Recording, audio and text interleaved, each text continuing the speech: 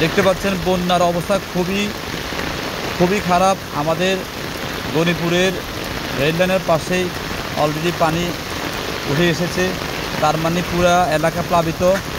মানুষ আশ্রয় নিয়েছে চৌমোহনীর গণিপুর স্কুলে, এনজামান স্কুলে। এখানে অনেক পরিবার না থাকার কারণে অলরেডি চৌমোহনী সরকারি কলেজ এবং গণিপুর গার্লস স্কুল, চৌমোহনী মদনমোহন স্কুলে আশ্রয়কেন্দ্র খোলা হয়েছে।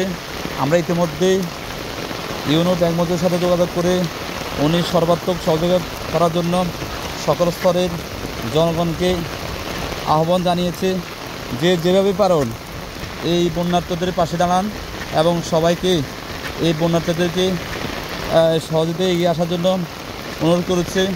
শুকনো খাওয়ার, তাদের বাসস্থানের ব্যবস্থা সহ যেখানে উঁচু বিল্ডিং সহ যেখানে যা আছে সবাইকে সহযোগিতা করার জন্য ইউনো মহোদয় করেছে।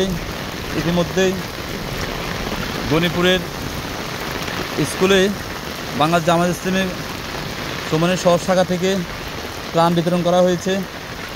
সকাল থেকে আমরা ত্রাণ দিয়ে এসেছি, বিভিন্ন এলাকায় ঘুরে দেখেছি।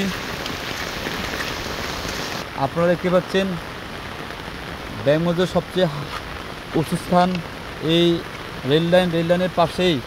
আর মাত্র 6 ইঞ্চি বাকি গেছে, একটু পরেই রেললাইন ডুবে যাবে। ফেরি থেকে যে বাঁধ ছেড়ে দেওয়া হয়েছে সেই বাঁধের পানির কারণে সকাল থেকে প্রায় 1 ফুট পানি বেড়ে গেছে। রাত পর্যন্ত জানি না কতটুকু হয়।